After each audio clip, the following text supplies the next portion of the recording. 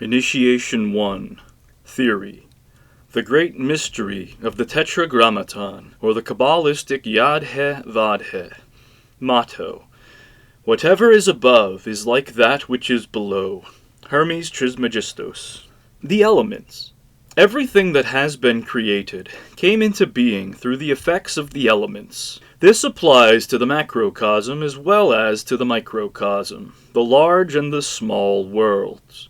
Therefore, I will deal with these energies right at the beginning of initiation, and allude particularly to their profound and multifarious importance. Until now, very little has been said in occult literature about the energies of the elements. For that reason, I have made it my responsibility to treat this unsettled subject matter, and to lift the veil that conceals these laws. It is of course a difficult task to enlighten the uninitiated so that they are not only made aware of the existence and the activity of the elements, but that they are also capable of working practically with these energies in the future. The entire universe can be compared to a clockwork with wheels that engage with each other and which are interdependent with each other. Even the concept of the deity as the highest comprehensible being can be categorized in aspects analogous to the elements. A more precise account is given later in the chapter concerning the concept of God. In the most ancient Oriental writings, the elements are called tattvas. In European literature, we only pay attention to them insofar as their good effects are concerned, and we are warned about their unfavorable influences. In other words, under the influence of the tattvas, particular actions can either be undertaken or not. There should be no doubt as to the accuracy of this fact, but everything that has been published thus far points only to a limited aspect of the effects of the elements. The effect of the elements, or tattvas, for personal use, can be sufficiently determined through books on astrology. However, I will penetrate deeper into the secrets of the elements. For this reason I have chosen another key, one which is analogous to the astrological key, but actually has nothing to do with it. I will show how to use this key in many different ways, which, up to now, have been unknown to the reader. In the following chapters I will deal in sequence and in detail with the individual tasks, analogies, and effects of the elements. Not only will the theory be unveiled, but attention will be paid to the practice, because it is here that you will find the greatest arcanum. Even in the tarot, the oldest book of wisdom, this great mystery of the elements is recorded by having the first tarot card represent the magician, who emphasizes the knowledge and control of the elements. On this first tarot card, the sword symbolizes the element of fire, the wand the element of air, the cup the element of water, and the coins the element of earth. Hence, it is obvious that the ancient mysteries depicted the magician for the first tarot card, and consequently chose the control of the elements as the first act of initiation. In honor of this tradition, I will devote my greatest attention to the elements above all. Furthermore, it will become evident that the key to the elements is a universal remedy with which all problems that may occur can be solved. The sequence of the tattvas, in accordance with the Hindu system, is as follows. Akasha, principle of ether. Tehas, principle of fire. Vayu, principle of air. Abhas, principle of water. Prithivi, principle of earth. In accordance with Hindu teachings, the four coarser tattvas came forth from the fifth tattva, the Akasha principle. Therefore, the Akasha is the causal principle and, as the fifth energy, is to be acknowledged as the so-called quintessence. In the appropriate chapter of this book, I shall inform the reader in more detail in regards to this Akasha, the finest of elements. Also, the specific attributes of each element will be alluded to in the following chapters, beginning with the highest plane, down to the coarsest physical matter. By now, the reader must have concluded that it is certainly no easy task to analyze the great mystery of creation, and to find the proper words which will enable one to penetrate into this matter and be able to form a graphic picture of it. The analysis of the elements is discussed in further detail and their practical value is emphasized so that every scientist, whether he be a chemist, a physician, a magnetopath, an occultist, a magician, a mystic, a kabbalist, a yogi, or whatever, can derive their practical benefits. The purpose of this book will be fulfilled if I succeed in teaching the reader to penetrate into this matter, at least to the point where he is able to use the practical key for the field of knowledge that is of interest to him. The principle of fire. It has already been mentioned that the akasha, or principle of ether, is the cause of the formation of the elements. According to the Oriental writings, the first element to come out of the akasha is Tehas, the principle of fire. This element, as well as the others, is effective not only on our physical plane, but in everything that has been created. The fundamental attributes of the fiery principle are heat and expansion. That is why, at the beginning of any creation, there is fire and light. Even the Bible begins with the words, Fiat Lux, let there be light. Light, of course, has fire as its foundation. Every element has two polarities, namely active and passive, or plus and minus, and this applies to the fiery element as well. The plus is always constructive, creative, and procreative, whereas the minus is decomposing and destructive. When we speak of an element, we must always speak of two fundamental attributes. Religion has always attributed goodness to the active part and evil to the passive part. Fundamentally, however, there is neither good nor evil. This is all based upon human concepts. In the universe there exists neither good nor evil, because everything has been created in accordance with immutable laws. The divine principles are reflected in these laws, and only through knowing these laws will we be able to get closer to the divine. As mentioned previously, the fire principle is in possession of expansion. In order to have a better idea of this principle, we will call it the electrical fluid. Later we will discover the reason for the analogy between the electrical fluid and material electricity. The elemental principle of fire is active and latent in everything created in the entire universe, from the smallest grain of sand to the highest that is visible, as well as that which is invisible. The principle of water. In the previous chapter, we became acquainted with the coming into being in the attributes of the positive element of fire. In this chapter, I will describe the opposite principle, the principle of water. Just like fire, this principle came into being out of the akasha, the ether principle. In comparison to fire, it has entirely opposite attributes, its fundamental properties being coldness and contraction. Here, we are also dealing with two poles or polarities. The active pole is constructive, life-giving, nourishing, and preserving, whereas the negative pole, as with fire, is decomposing, fermenting, divisive, and dispersing. Since this element's fundamental attribute is contraction, the magnetic fluid came forth from this element. Fire as well as water are active in all regions. In accordance with the law of creation, the fire principle cannot exist by itself, but must contain within itself an antipole, the water principle. These two elements, fire and water, are the fundamental elements with which everything was created. Consequently, we have to reckon everywhere with these two main elements, and furthermore with the electric and magnetic fluids as opposite polarities. The principle of air. Another element that originated from the akasha is the element of air. Initiates do not consider this principle as a true element. Instead, they make the concession of giving it its place as a mediator between the fiery and watery principles, whereby the air principle establishes, so to speak, the neutral equilibrium as a medium between the active and passive activities of water and fire.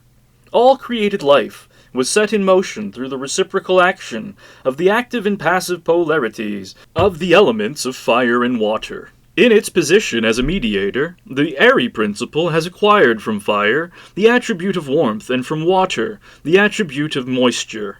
Life would not be possible without these two attributes. These two attributes also lend the airy principle two polarities, namely in its positive effect the life-giving polarity, and in its negative effect the destructive polarity.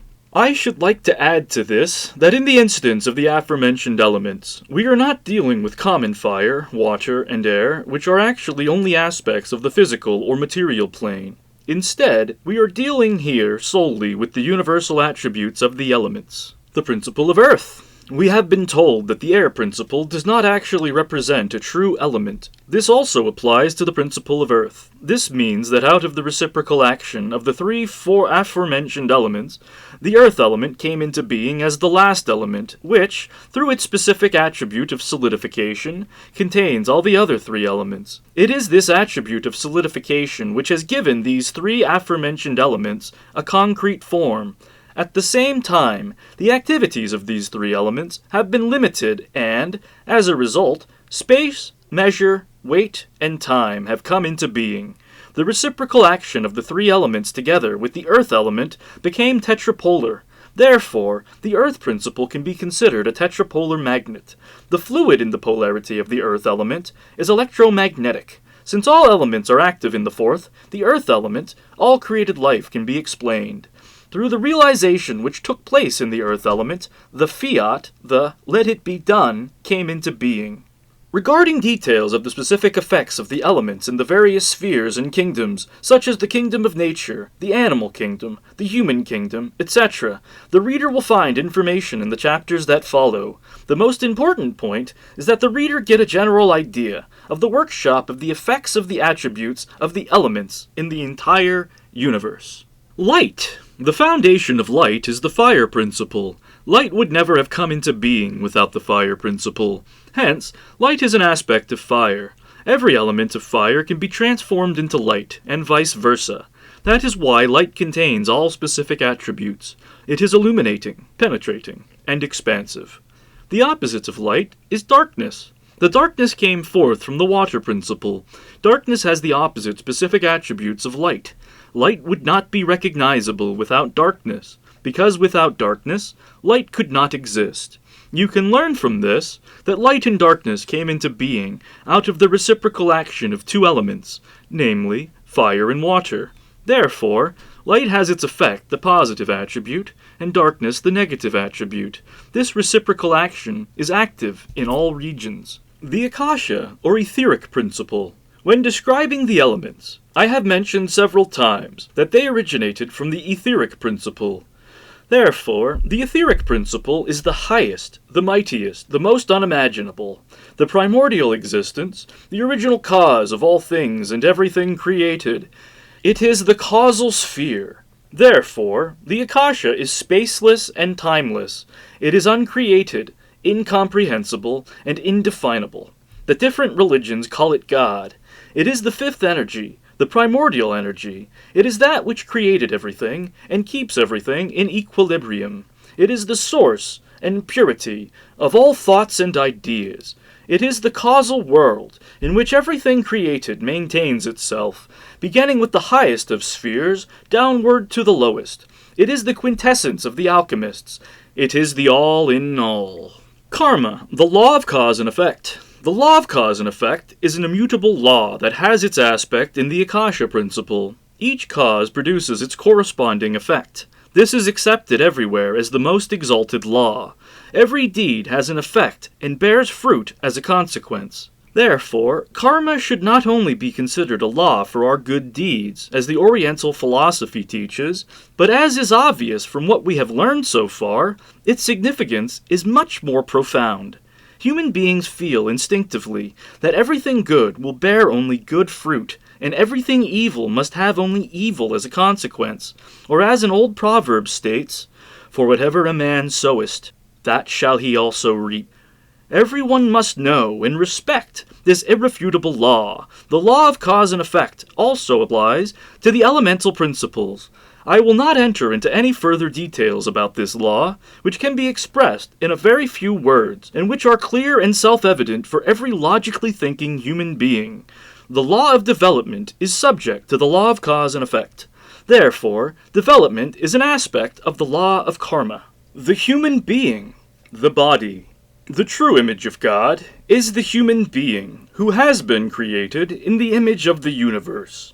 Everything that can be found in the universe, on a large scale, is reflected in a human being, on a small scale. That is why a human being is called the microcosm, in contrast to the universe, the macrocosm.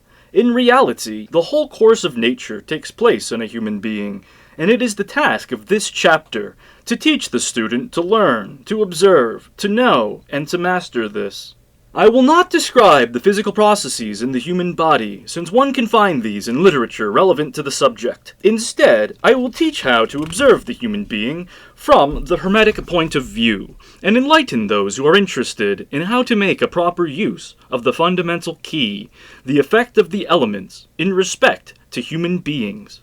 A well-known proverb states, "A sound mind in a sound body." The profound truth which is contained in these words will become very clear to everyone when studying the human being.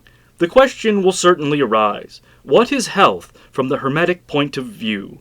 Not everybody will be in a position to answer this question immediately, because most human beings will explain the question of health from an entirely individual point of view. However, from the Hermetic viewpoint, health is considered to be a complete harmony of the energies that work in the body in respect of the fundamental attributes of the elements. It is not a necessity that a severe disharmony of the elements must prevail in order to trigger a visible effect, which is called an ailment. Disharmony in the form of a disease is already a vital disturbance in the workplace of the elements in the body. Therefore, it is a prerequisite that the aspiring initiate devote his entire attention to the body. The external, visible appearance of the body resembles a beautiful garment, and beauty with all its aspects is, by and large, down to the smallest detail, also an aspect of divine nature. Basically, beauty is not only that which pleases us or is sympathetic to us, because sympathy and antipathy depend upon the reciprocal action of the elements. True health is a prerequisite for spiritual ascent.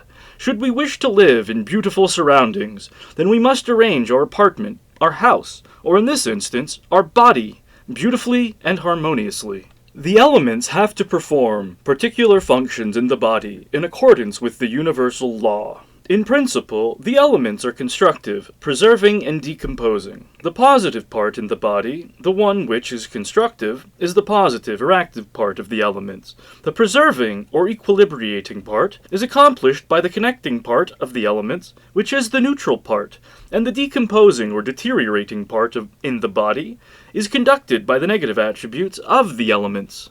Therefore, to the fiery principle in its active form with its electric fluid is assigned the active, constructive, and expansive activity, and the opposite is assigned to its negative form. The watery principle, in its active form, influences the constructive activities, and in its negative form, the decomposing activities of all the liquids in the body.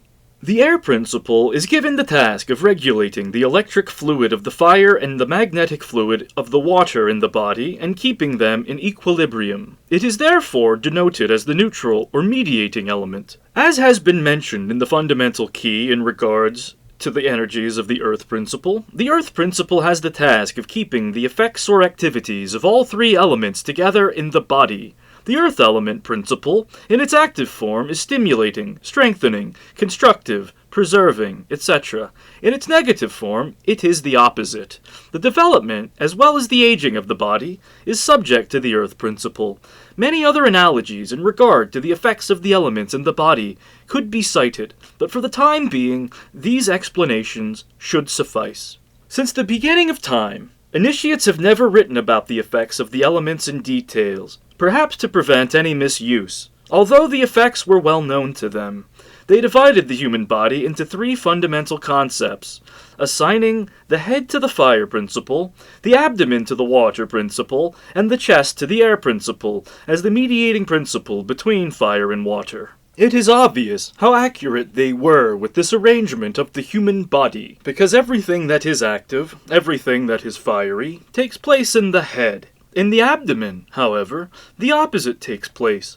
That is the watery principle, the elimination, the activities of the liquids. The chest is subject to air and has at the same time a mediating function, since breathing takes place there mechanically. The earthy principle, with its cohesion, the energy that keeps everything together, essentially represents the entire human body, with all its bones and flesh. Now the question might arise, how and in which manner will the akasha or ether principle show itself in the physical or material body? One who deeply contemplates on this will be able to answer this question by himself, namely, that the etheric principle is concealed in its coarsest physical or material form in the blood and in the semen, and in the reciprocal activity of these two substances in the vital substance or vitality. We have learned that the fiery element produces the electrical fluid in the body, and the watery element the magnetic fluid. Each of these fluids has two polar rays, the active and the passive,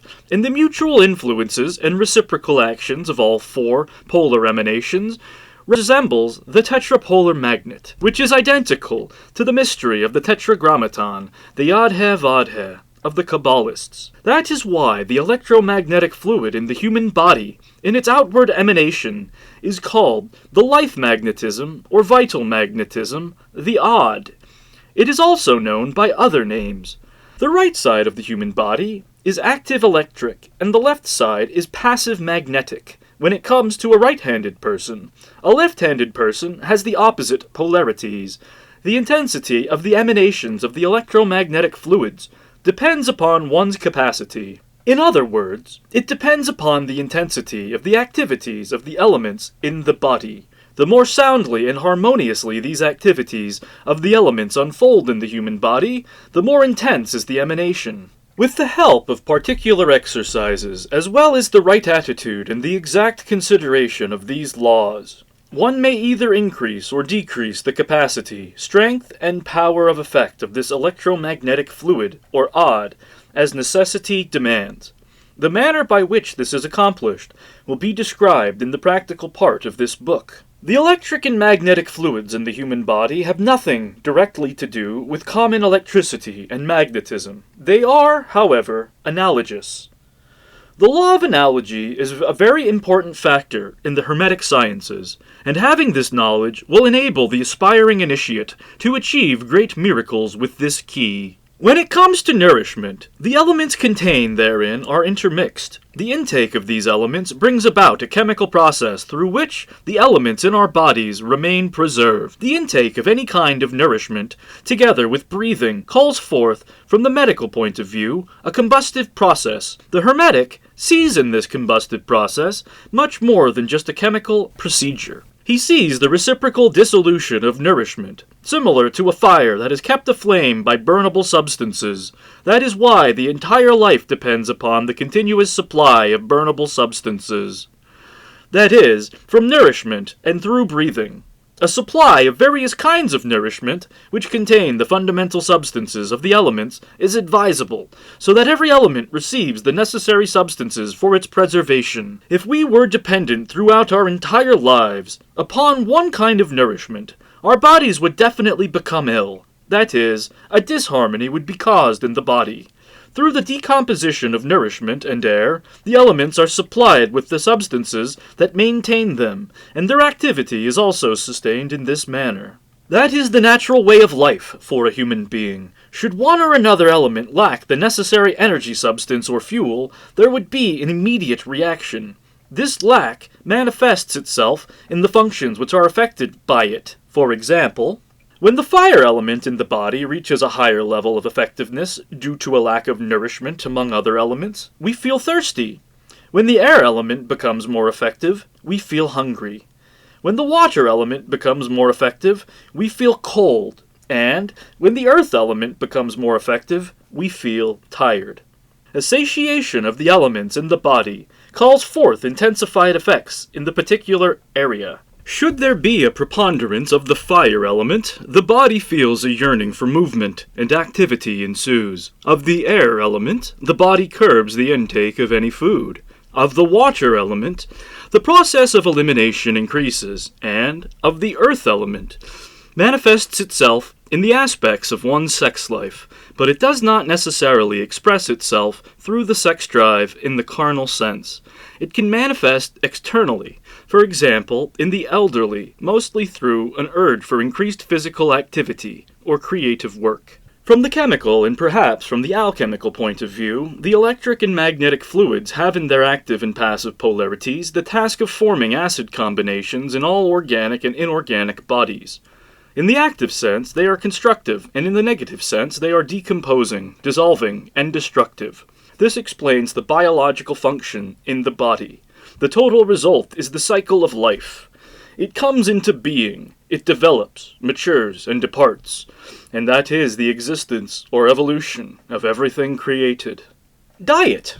A reasonable lifestyle has to be adopted in order to maintain the harmony of the elements in the body. Should a disharmony occur in the effect of the elements whereby one or another element is predominant or weakened, then particular measures have to be taken as to the intake of nourishment in order to direct the elements into the right channels, or at least to influence them favorably in this respect. That is why various diets are prescribed for specific cases, from time immemorial. Even the common man has come to this conclusion through numerous observations, without having understood the exact cause. Should the disturbance of the elements be such that the disharmony becomes visible, then you are no longer dealing with a mere disharmony, but with an illness. That means you have to employ more effective remedies in order to re-establish the necessary harmony, if you wish to achieve a complete recovery, and have the body function normally again. All healing methods known to us today are established on this foundation. I refrain from mentioning details in regards to these healing methods, since they are commonly known or available. In general, the naturopath makes use of thermic effects or impacts, such as baths, sits, hand and foot baths, compresses, poultices, herbs, massage, etc. The allopath makes use of concentrated remedies which should call forth the effect corresponding to the elements and should bring about recovery. The homeopath stimulates the opposite element through the healing remedies, similia similibus curantur, in order to bring the threatened element back into equilibrium in accordance with its polarity. Through the use of his remedies, the electro-homeopath works directly upon the electric and magnetic fluids in order to equilibrate the element that has fallen into disharmony through proper strengthening of these fluids, all of course in accordance with the kind of ailment in question. In this manner, every healing method serves the purpose of restoring the disturbed equilibrium of the elements. The magnetopath, through the knowledge of the influence of the elements upon our body, has by far a greater possibility to be effective with his energies, especially when he has the ability to consciously awaken the electric or magnetic fluids, to intensify and transfer them into that part of the body which has come into disharmony. In this book, I have devoted a special chapter to the practice of this method of treatment. The bodily functions, as a whole, have been explained in detail. Each body part, besides being influenced by the effects of the analogous elements, is also influenced by a specific element, which expresses itself in the polarity of the corresponding body part. It is an interesting fact that in the workplace, in the clock mechanism or movement, in other words, in our mechanism, some organs process the ability of having the electric fluid flow from the inside to the outside and the magnetic fluid from the outside to the inside in reciprocity, through which the function of the entire organism is carried out harmoniously and analogously. When it comes to other organs, the opposite applies. The electric fluid is effective from the outside to the inside, and the magnetic fluid from the inside to the outside. The knowledge of this polar emanation is known in the Hermetic sciences as the occult anatomy of the body. It is extremely important for every initiate to possess knowledge of the effects of this occult anatomy if he wishes to know, influence, and control his body. Furthermore, I will give an account of the occult anatomy of the human body in regards to the electric and magnetic fluids, that is, in the positive and negative sphere of activity. This information will greatly benefit the magnetopath because he will be able to treat the particular parts of the body in accordance with the seat of the disease, either with the electric or the magnetic fluids. However, this knowledge can be of great benefit to everyone else as well. The occult anatomy of the body. The head. The front part of the head is electric. The back part of the head is magnetic. The right side of the head is magnetic. The left side of the head is electric. The inside of the head is electric. The eyes. The front part of the eyes and the back part, rearward, are neutral. The right side and the left side of the eyes are electric. The inner part of the eyes is magnetic. The ears. The front part of the ear is neutral and the back part is neutral. The right side is magnetic, the left side is electric. The inside is neutral. The mouth and tongue. The front part is neutral, the back part is neutral, the right side is neutral, the left side is neutral, the inside is magnetic. The neck. The front part of the neck is magnetic, the back part of the neck is magnetic. The right side of the neck is magnetic, the left side of the neck is electric. The inside of the neck is electric. The chest. The front part of the chest is electromagnetic, the back part is electric. The right side is neutral, the left side is electric, and the inside is neutral. The abdomen. The front part is electric, the back part is magnetic, the right side is magnetic, the left side is electric, the inside is magnetic. The hands. The front part is neutral and the back part is neutral. The right side is magnetic, the left side is electric, the inside is neutral. The fingers of the right hand. The front part and the back part are neutral. The right side and the left side are electric. The inside is neutral. The fingers of the left hand. The front part and the back part are neutral. The right side and the left side are electric. The inside is neutral. The feet. The front part and the back part are neutral. The right side is magnetic. The left side is electric. The inside is neutral. The male genitals. The front part is electric, the back part is neutral, and the right and left sides are neutral. The inside is magnetic. The female genitals. The front part is magnetic, the back part is neutral, and the right and left sides are neutral. The inside is electric. The last vertebra and the anus. The front part and the back part are neutral, and the right and left sides are neutral. The inside is magnetic. On the basis of this occult anatomy, the initiate can compile further analogies with the key of the tetrapolar magnet in accordance with his needs. The alchemists will recognize from this that the human body is a true athanor, in which the most complete alchemical process, the great work or preparation of the philosopher's stone, visibly takes place. This concludes the chapter on the body.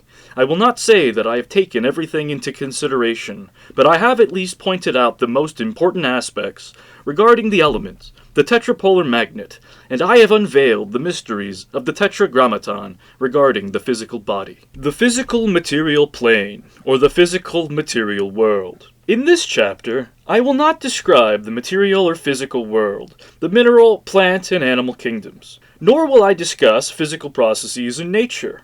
I am certain that this has been sufficiently discussed in the schools. For instance, that there is a North and South Pole, how rain comes into being, how storms develop, and so forth. The aspiring initiate should be less interested in these occurrences than in his endeavor to know the material world by means of the elements and their polarities. I do not have to make mention of the fact that on our planet there is fire, water, air, and earth. This should be clear in everyone's mind. Nevertheless, it would be an excellent idea for the aspiring initiate to learn the cause and effect of the four elements and understand how to make proper use of them in accordance with the corresponding analogies to other planes. In a future chapter about the practice of magic, you will learn how it is possible through the knowledge of the material elements to contact higher planes at the same time. For the present, it is important to know that upon our Earth, the workings of the elements, in their most subtle form, is carried out exactly in the same manner as in the human body. When you draw analogies to the human body, you will gain the knowledge of how to establish parallels to the elements, and you will see that the analogy to the human body is justified. In the chapter about the body, we discussed the lifestyle and functions of the elements in regard to the body, and should the initiate succeed in making use of the elements in their most subtle form, he will be able to perform miracles in his body. Not only that, he has the right to maintain that nothing is impossible in this respect. The earth element has within itself the tetrapolar magnet with its polarity and the effect of the remaining elements. In nature, the fiery principle in its active form causes the vitalizing principle, and in its negative form, the destructive and decomposing principle. The water principle does the opposite in its negative form. The air principle, with its bipolar polarity, is also the neutral, equilibrating, and preserving principle in nature. On account of its specific attributes of cohesion, the earth element has as its foundation the two great fundamental elements of fire and water, along with their neutralization through the air principle. It should therefore be considered the coarsest of the material elements. Through the reciprocal effect of the fire element and the water element, we have, as mentioned with respect to the body, two fundamental fluids, namely, the electric and the magnetic. They have come into being in accordance with the same laws that apply to the body, and they also have their reciprocal effects.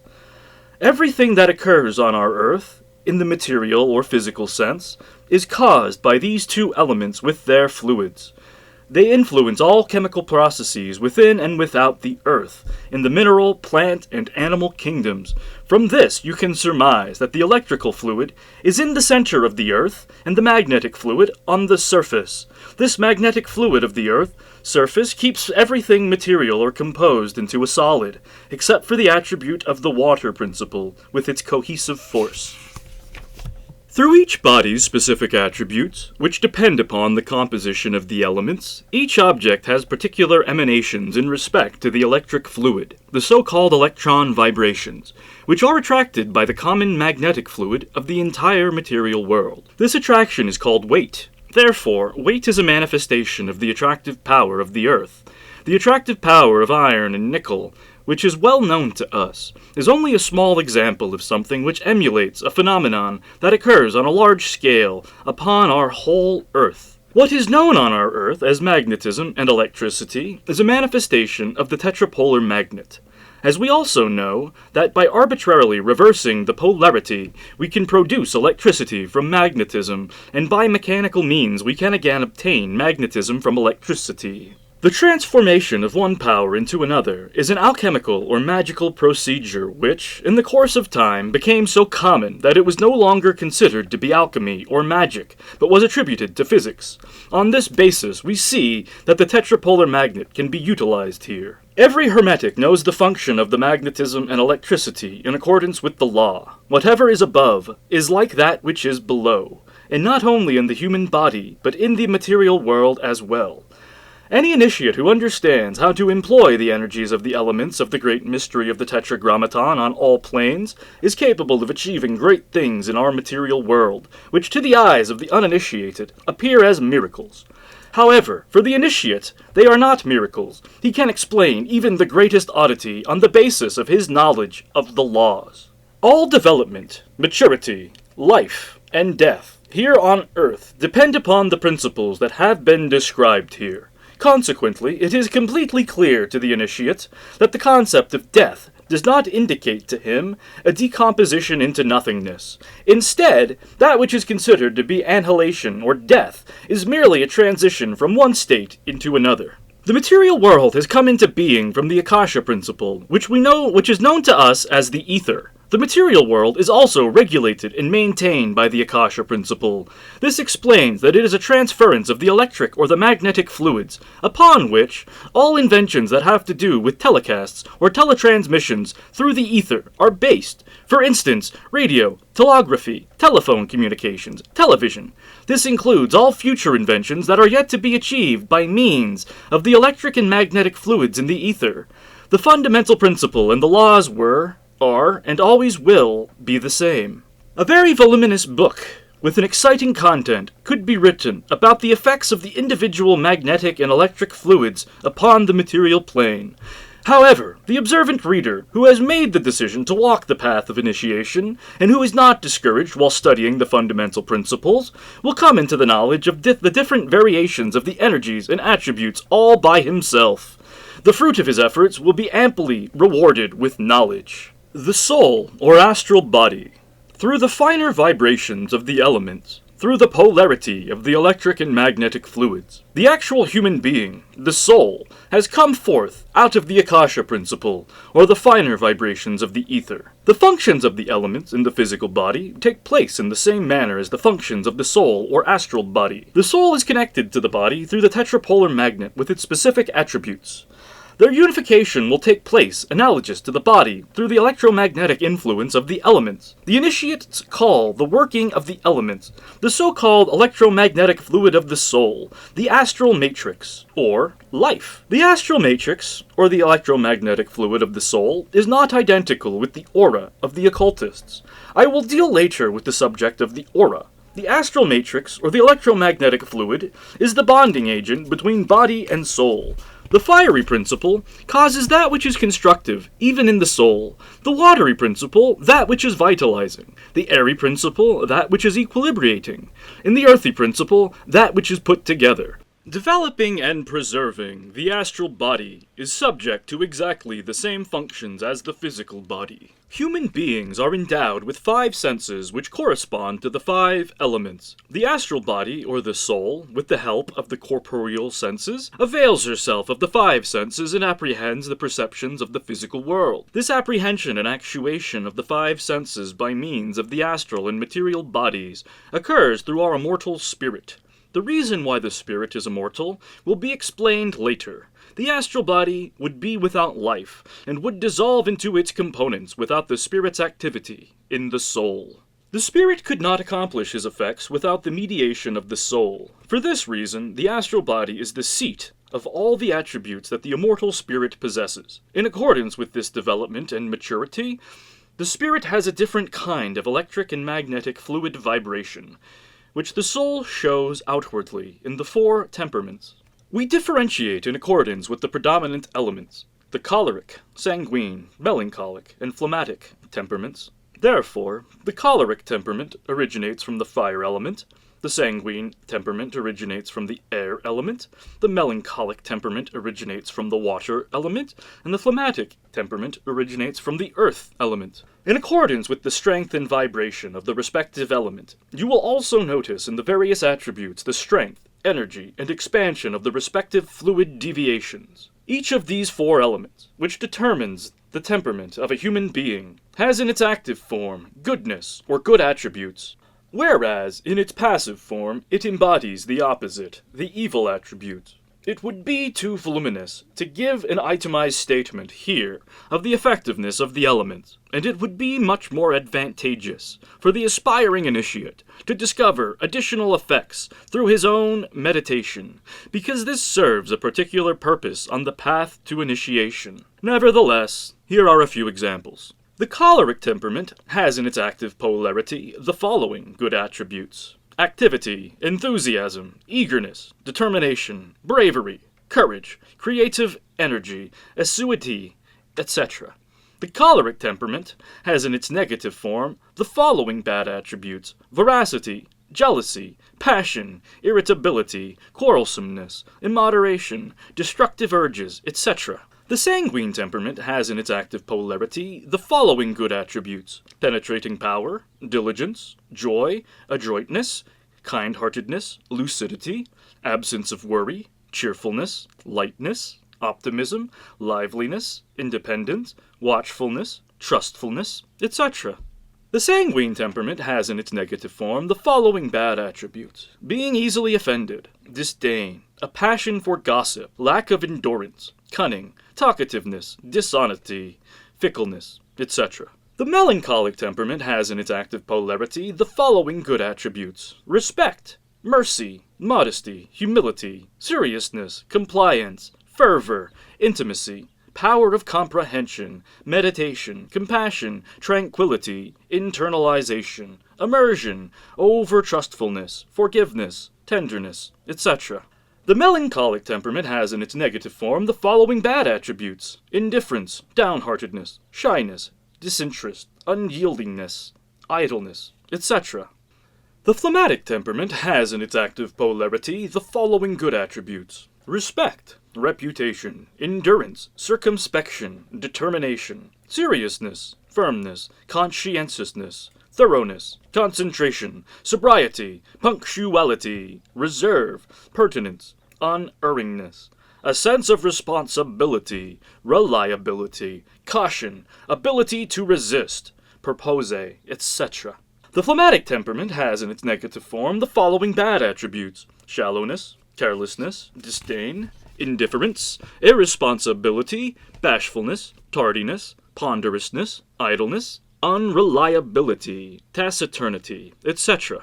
The characteristics of the temperaments form the basis of a person's character, depending upon which attribute is the predominant one. The intensity of the particular attributes that show themselves outwardly depend upon the polarity, the electric and magnetic fluids. The complete influence of the effect of the temperaments has an emanation as a consequence, which is properly called the aura. Therefore, the aura cannot be compared to the astral matrix, because between the two exists a considerable difference. The astral matrix is the connecting or bonding substance between body and soul, whereas the aura is the emanation of the effectiveness of the elements in the various attributes, and it has its foundation either in the active or passive form. This emanation calls forth a particular vibration in the entire soul, which corresponds to a particular color. On the basis of this color, the initiate can clearly see his own aura, or that of other beings, with his astral eyes. Those who can see with their astral eyes can not only determine the basic character of a human being with the help of the aura,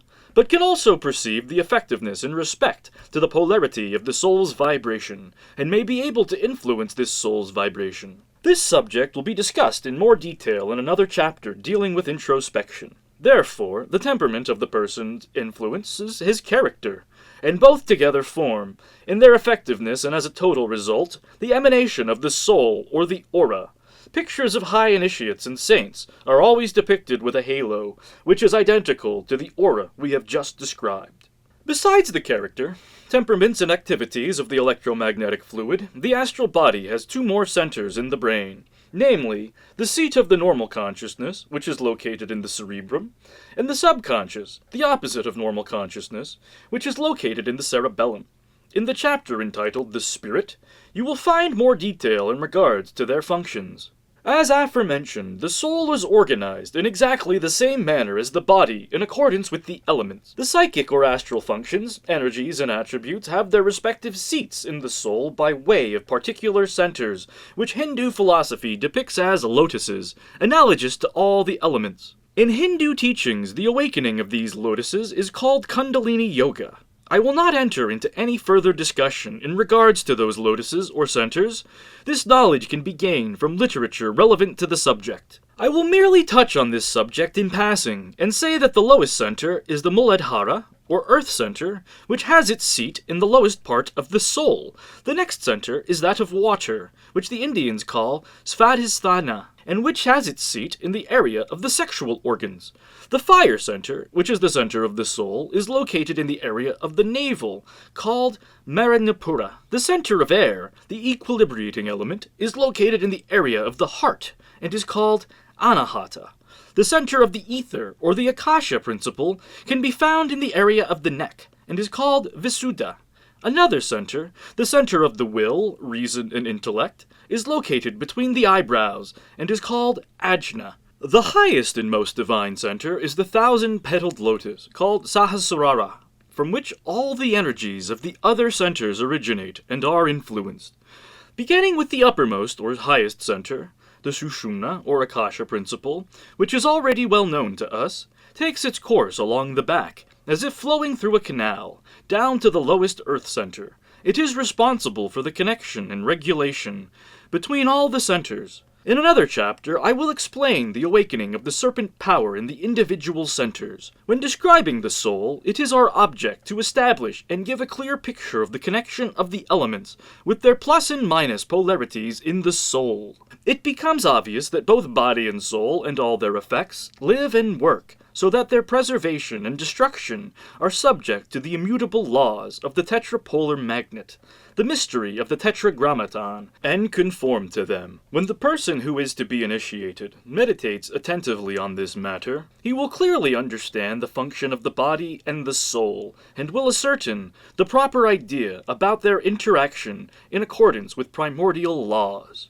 The astral plane. The astral plane, often depicted as the fourth dimension, is also created out of the four elements, and therefore is a density degree of the Akasha principle.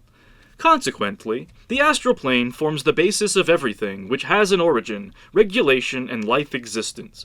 Everything which has already occurred, is occurring presently, or will occur in the future in the material world. As has already been mentioned, the Akasha in its most subtle form is the well-known ether in which, amongst other things, the electric as well as the magnetic vibrations propagate. Therefore, it is also the sphere of vibrations in which light, sound, color, rhythm, and thus all life, and everything created, has its origin. Since the Akasha is the source of all existence, it is understandable that everything finds its reflection in the Akasha. That is, everything that has already been produced and has occurred, everything that is presently produced and is occurring, and everything that will be produced and that will occur in the future. That is why you will see in the astral plane the emanations of the eternal, which has neither a beginning nor an end, and is therefore timeless and spaceless. The initiate who finds his way about this plane will find everything here, whether it be the past, the present, or the future. The extent of perception depends upon one's degree of perfection. Most religions, occultists, and spiritualists depict the astral plane as the beyond. It is clear to the initiate that there really is no such thing as this life, and the life to come, this world, and the world to come, the beyond. That is why he does not fear death, because this concept is foreign to him. If the connecting substance between the physical body and the astral body dissolves through the decomposing activities of the elements, or through a sudden severing of the astral matrix, what occurs is what is commonly called death, which in reality is only a transition from the earthly world to the astral world. The initiate does not fear death, because on the basis of this law, he knows that he does not enter into uncertainty. By mastering the elements he can, besides many other things, achieve a loosening of the astral matrix, and thereby accomplish a spontaneous separation of the astral body from the earthly shell. This will enable him to visit the most remote regions and proceed to the various planes and the like with his astral body. Within this phenomenon, we will find the positive clarification of stories wherein some saints were not only seen at the same time in different places, but were even seen working at those very places. The astral plane has different kinds of inhabitants. Above all, there are departed human beings from the earthly world that linger there in accordance with their degree of spiritual maturity and the corresponding degree of density. In accordance with the various religions, this is depicted as either heaven or hell, yet the initiate perceives this as merely a symbol. The more perfected, noble, and purer a being is, he will therefore reside in a much purer and finer degree of density in the astral plane or sphere. The astral body begins to dissolve gradually until it corresponds with the frequency of vibration of its particular level of the astral plane, or in other words, until it has become identical with that level of the astral plane. This identification depends upon the maturity and spiritual perfection that the particular being has achieved in the earthly world. Besides the aforementioned departed human beings, the astral plane is inhabited by many other beings, of which I will mention only a few species. There are, for example, the so-called elementaries, beings with only one or a few attributes, which are dependent upon which element vibrations are dominant. They maintain themselves from the same kind of vibrations that are peculiar to human beings, and which people send out into the astral plane. Among them are those who have already reached a certain degree of intelligence. Certain magicians can make use of these lower forces in order to indulge in their selfish intentions. There is also another kind of being, the so-called larvae, which are called into existence through the astral matrix, intentionally or unintentionally, by intensive emotional thinking. They are not actual beings, but merely forms which keep themselves alive from the passions of the animalistic world on the lowest level of the astral plane. Their instinct for self-preservation takes them into the sphere of those human beings whose passions attract them. They attempt to awaken and call forth directly or indirectly the passions which lie dormant in a human being. Should these forms be successful in enticing the individual to a passion which is to their liking, then they nourish, maintain, and strengthen themselves from the emanation which this passion brings forth from this person. One who is laden with many passions brings with him a host of such larvae into the lowest sphere of his astral plane, and a big struggle ensues with these larvae. The mastery of the elements is an important component as far as the subject of magic is concerned. You will find more information in regards to the passions as they relate to the elements in the chapter dealing with introspection. Besides these, there are elementaries and larvae that can be created artificially by means of magic. You will find details in the practical part of this book. There is also another kind of being which should not be overlooked, because the initiate quite often has to deal with these beings on the astral plane. They are the beings of the four pure elements. These beings, when they are in the fire element, are called salamanders, when in the air element are called sylphs, when in the water element are called mermaids or undines, and when in the earth element are called gnomes. These beings represent, so to speak, the connection between the astral plane and the earthly elements. How to contact and control such beings, and how to achieve anything with them, will be discussed in the practical part of this book, in Step 10. There is also a multitude of other beings, such as satyrs, wood nymphs, water sprites, etc., which can be added to the above. All of this might sound like a fairy tale. However, in the astral plane, these are realities, just the same as all the earthly beings are realities. The clairvoyant eye of the initiate can see them at his discretion, and he has the ability to contact them. This immediately removes any doubt as to their existence. First of all, the initiate has to reach a certain level of maturity, must understand how to examine, in order to be able to judge. The spirit. It has been mentioned previously that man has been created in the image of God, and that he consists of body, soul, and spirit. We can gather from the previous chapters that the body and soul serve only as a shell or a garment for the spirit, for they are only transitory. Therefore, only the spirit is the immortal part and the image of God. It is difficult to analyze something divine, something immortal, and something eternal, and to find the proper words. Even here, we can employ the help of the key of the tetrapolar magnet, just as we can with any other problem. Out of the highest primordial principle, the Akasha, the source of existence, out of the prime spiritual substance came forth the spiritual I, with the specific attributes of the elements which belong to the immortal spirit, who was created in God's image. The fiery principle, the impulsive part, is the will. The airy principle shows itself in the intellect. The watery principle makes itself known as life and as feelings. The earthy principle shows itself as the unification of all three elements in the I consciousness. All the other attributes of the spirit have these four primordial principles as their foundation. The typical part of the fifth principle, the ether principle, Akasha, shows itself in the highest aspect as belief, and in its lowest form as the instinct for self-preservation. Each of the four principles of the elements mentioned here has many more aspects, exactly in accordance with the law of analogy of the polarities, or of the elements in the positive and negative sense. Altogether they form the I, or the spirit. Therefore, we attribute to the fiery principle energy, might, and passion. To the airy principle, memory, the power to judge and differentiate. Watery principle, conscience and intuition. The earthy principle, egotism, the instinct for self-preservation and propagation. It would be too voluminous to list all the qualities of the spirit with respect to the elements. The aspiring initiate can expand upon these qualities on his own, through diligent study and intense meditation, by considering the laws of analogy of the tetrapolar magnet. This is very rewarding work, and it should never be neglected, since it produces great success and secures good results as far as cognition and the mastery of the elements are concerned. In the 3 chapters dealing with the body, soul, and spirit, I have described the human being in his consummate form. By now, it must be obvious to the student how necessary it is to have the knowledge of one's own little universe for the initiation, namely, in the practice of magic and mysticism. Yes, in all secrets.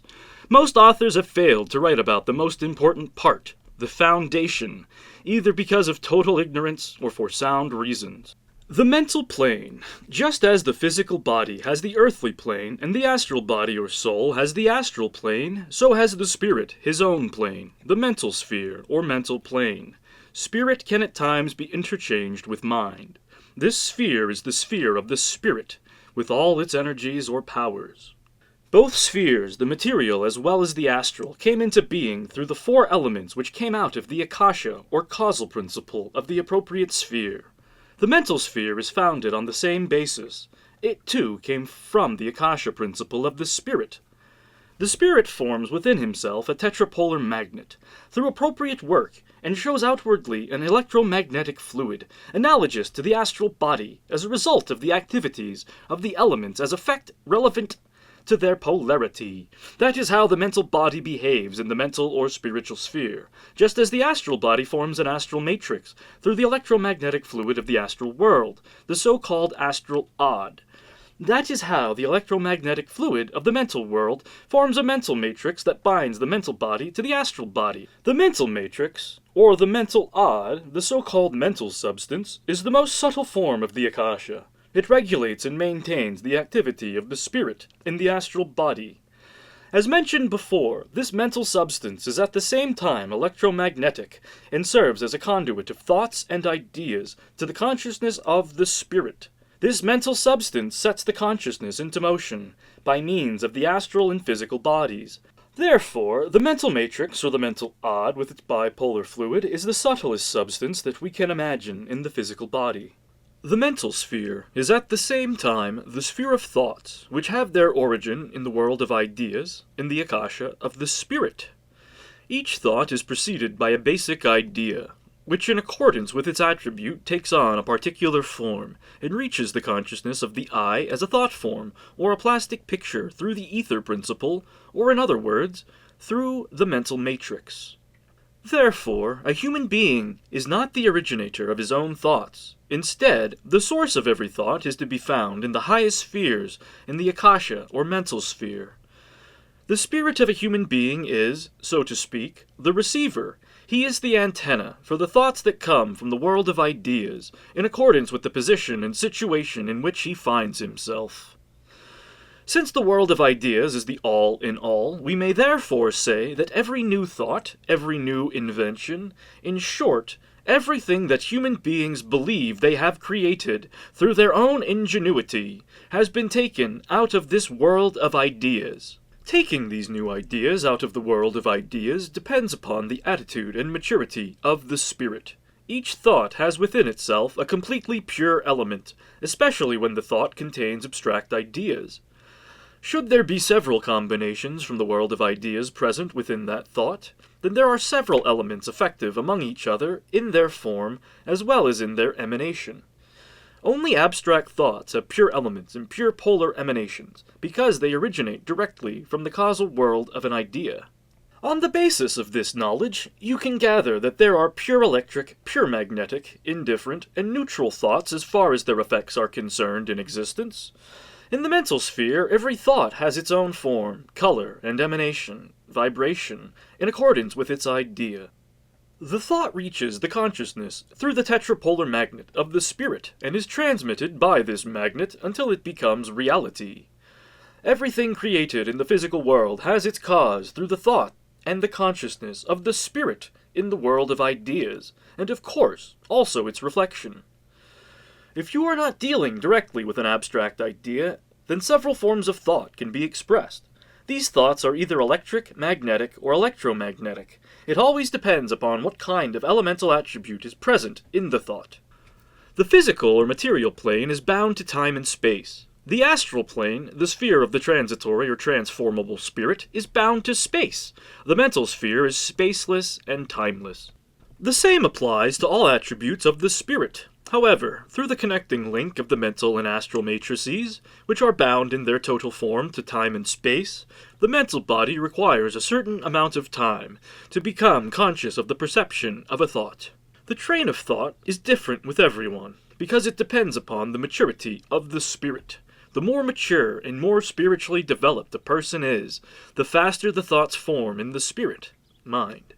Just as the astral plane has its inhabitants, so does the mental plane. Besides the thought forms, it is inhabited, above all, by departed human beings, whose astral bodies have dissolved through the elements as a result of their maturity, and who, in accordance with their degree of perfection, have been assigned their abode in the region of the mental sphere that is appropriate and analogous to them.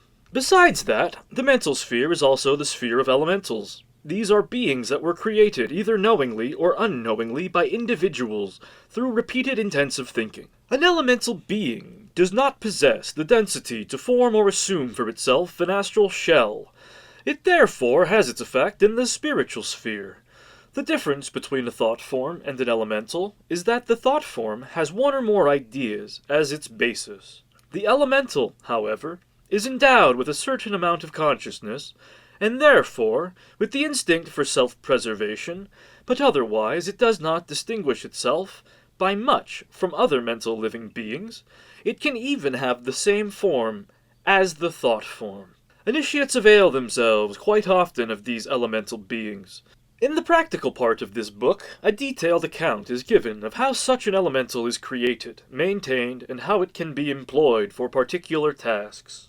Much more could be said about the mental sphere, especially about the particular specific attributes of the individual beings, but this should suffice as a stimulus to work with and as a rough outline in regards to the explanations given about the mental plane. Truth! Now we will leave the microcosm, the human being with his earthly, astral, and mental bodies, and direct our attention towards other tasks with which the aspiring initiate will have to deal in due time.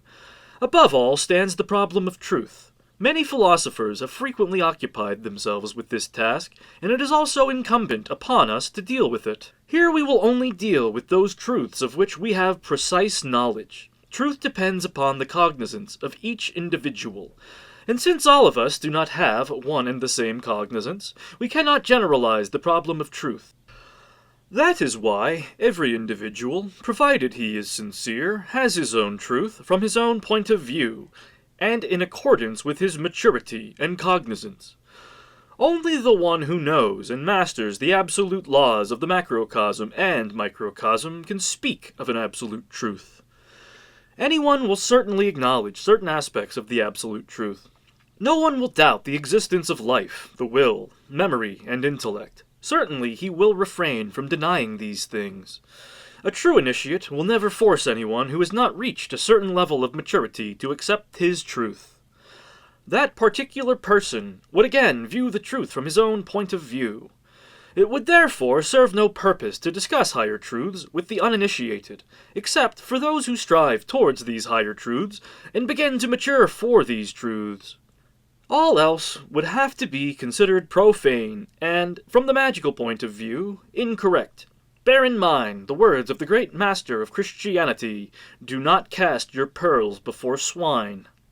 The ability to differentiate knowledge from wisdom belongs also to truth.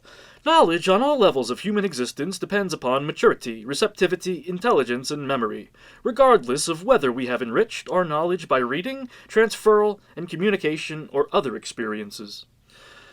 There is a vast difference between knowledge and wisdom. It is considerably less difficult to gain knowledge than it is to attain wisdom. Wisdom is not at all dependent upon knowledge, although both are identical to a certain degree. The source of wisdom is within God, in the causal principle, in the akasha, on all planes of the material, astral, and mental worlds.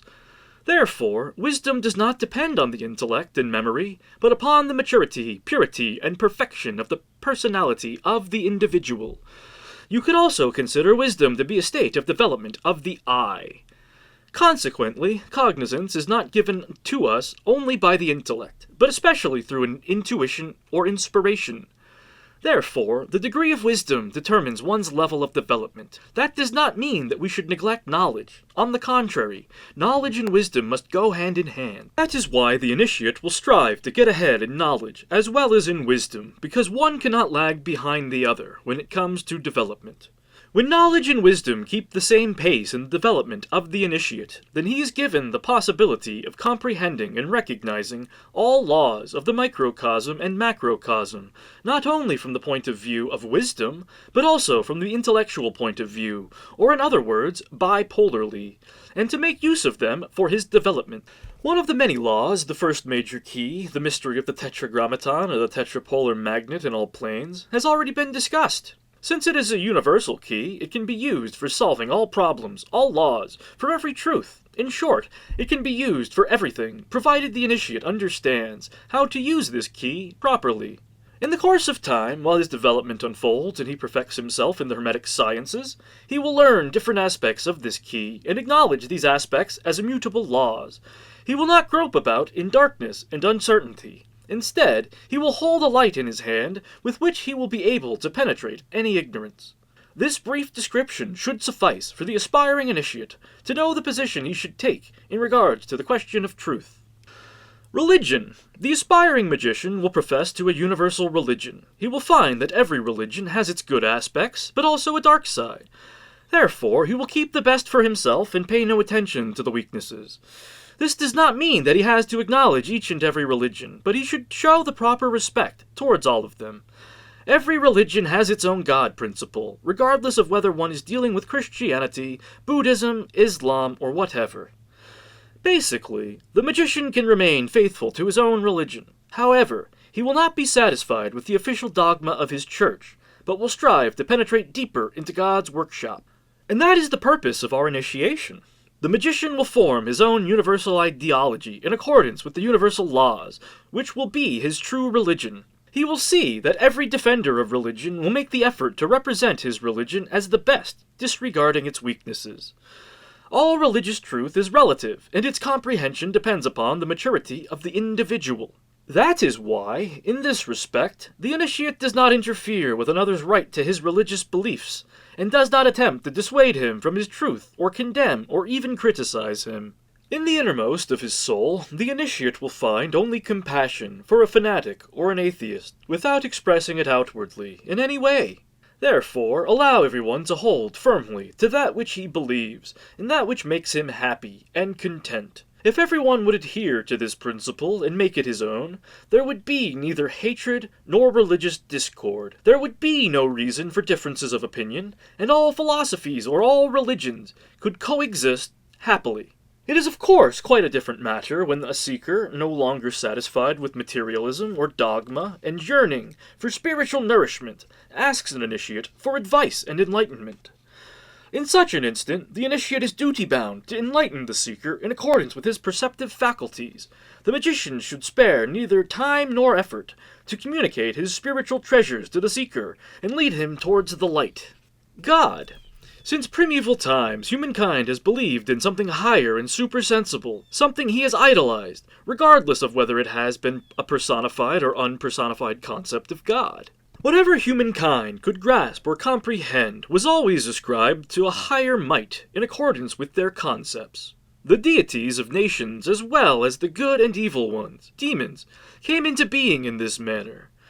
In the course of time, gods, angels, demiurges, demons, and spirits were worshipped, but always in accordance with the mentality of the particular people or nation, regardless of whether they actually lived or existed only in the imagination.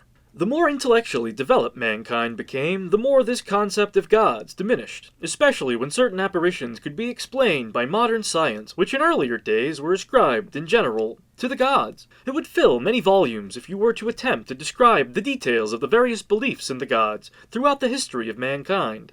Let us turn to the concept of God from the point of view of a magician. The concept of God serves the average man as a support, or as a point of reference for his spirit, in order to be free of uncertainty, and not get lost. That is why his God remains always incomprehensible, inconceivable, and unimaginable. This is quite different when it comes to the magician. He knows his God in all aspects. He holds his deity in the highest esteem, because he knows that he has been created in his image, that he is a part of God. Therefore, he sees his highest ideal, his highest duty, and his holiest goal in becoming one with the deity, in becoming a God-man. Later on, I will describe the ascent to this exalted goal. The synthesis of becoming one with God lies in developing the divine ideas, beginning from the lowest level to the highest, to the point at which oneness with the universal spirit has been achieved. It is entrusted to one's own discretion as to whether he then wishes to surrender his individuality or maintain it. Human beings who achieve such greatness will usually return to Earth with particularly sacred tasks or missions. During this ascent, the initiated magician is at the same time a mystic. Only when he surrenders his individuality and becomes one will he voluntarily enter into a dissolution which, in mystical terminology, is depicted as the mystic death. This demonstrates that in true initiation, there is neither a mystical nor magical path. There is only one true initiation which connects both concepts, in contrast to most mystic and spiritual directions which concern themselves immediately with the highest problems through meditation or other spiritual exercises, without having worked their way through the lowest levels. This can be compared to someone who immediately attends university without ever having attended elementary school. The consequences of such a one-sided education are in some cases very difficult and at times even drastic in accordance with the aptitude of the individual. This error can be mostly attributed to the fact that most of the material in regards to this subject matter comes from the Orient, where the material and astral worlds are regarded as Maya, illusion or deceptive appearance, and therefore very little attention is paid to them. It is not possible to mention details because it would exceed the scope of this book. However, a well-planned, step-by-step development will not result in failure or in severe consequences, because the process of maturing is slow, but it is safe. If the initiate chooses Christ, Buddha, Brahma, Allah, or someone else as his concept of God, it is at his own discretion. When it comes to initiation, everything depends solely upon the concept. The pure mystic will only approach his God through all-encompassing love. The yogi attends mostly to one single aspect of God as well. The bhakti yogi stays on the path of love and devotion. The raha and hatha yogas are on the path of self-control or will, and the jnana yogi is on the path of wisdom and cognizance. If we look at the concept of God from the magical point of view in accordance with the four elements, the so-called tetragrammaton, the unpronounceable, the highest, then the following is attributed to the four elements. The fire prime principle, omnipotence, and the all-encompassing energy. The air prime principle, wisdom, purity, and clarity. Out of these aspects comes forth the universal lawfulness. The water prime principle, love and eternal life. The earth prime principle, omnipresence, immortality, and consequently, eternity. These four aspects together form the highest divinity. We will enter practically upon the path to this highest aspect of deity, but step by step, beginning at the lowest sphere in order to achieve within us the true realization of God. The one who achieves this goal in this lifetime can be considered quite fortunate. No one should spare the effort, because sooner or later, everyone will arrive at his destination. Asceticism. From time immemorial, all religions, sects, ideologies, and educational systems have placed the greatest importance on asceticism. In the instance of some Oriental systems, asceticism is turned into fanaticism, which causes great harm in many cases. When asceticism is taken to extremes, it becomes unnatural and unlawful. The mortification of the flesh, in general, is just as one-sided. For example, as if one were to develop just one side of the human body and neglect the other side. Should asceticism serve the human body in the form of a diet, to eliminate the various wastes and other impurities, or to remove ailments and equilibrate disharmonies, then the use of ascetic measures is justified, but be on guard when extreme measures are applied. It would be foolish for someone who performs heavy physical labor to deprive his body of substances which are absolutely necessary for the preservation of his body simply because he occupies himself with yoga or mysticism in private. Such extreme measures inevitably lead to serious consequences as far as the health of the individual is concerned. Unless vegetarianism serves a particular purpose, as for example, detoxification or the purification of the body, it is not absolutely necessary for spiritual progress and development at this point in one's spiritual development. Occasional abstinence from meat or food prepared from animals is only recommended for very specific magical operations, and at the same time as a preparation, and then only for a certain period of time. Abstinence from sexual intercourse also falls into this category.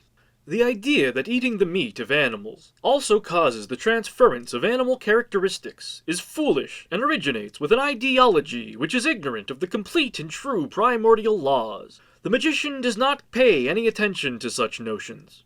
For magico-mystical development, the magician must, however, practice moderation in eating and drinking and lead a sensible lifestyle. Exact instructions cannot be given because the lifestyle of every magician is quite individual. Everyone should know what agrees and what disagrees with him, and it is his sacred duty to keep an equilibrium everywhere. There are three kinds of asceticism. 1. Spiritual or mental asceticism. 2. Psychic or astral asceticism. 3. Corporeal or material asceticism. Discipline of thought is incumbent upon the first kind. Ennobling the soul by controlling passions and urges is incumbent upon the second kind. Harmonizing the body by a moderate and natural lifestyle is incumbent upon the third kind of asceticism. Without these three kinds of asceticism, a proper magical ascent is unthinkable. They must be developed simultaneously and parallel with one another. None of these three kinds can be neglected, and none should gain priority over the other. Otherwise, the development will become one-sided. The method of accomplishment will be explained in the practical part of this book. Before I conclude with the theoretical part of this book, which explains the theoretical principles, I urge everyone to read the entire theory in detail before proceeding to the practice, because it must become everyone's spiritual property through intensive thinking and meditation. Otherwise, failure will result.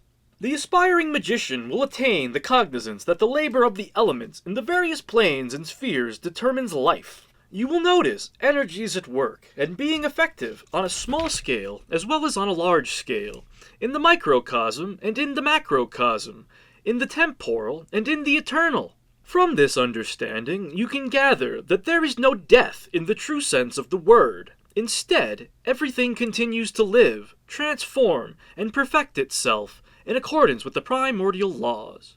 That is why the magician does not fear death, since physical death is merely a transition into a vastly finer sphere, the astral plane, and from there into the spiritual plane, etc.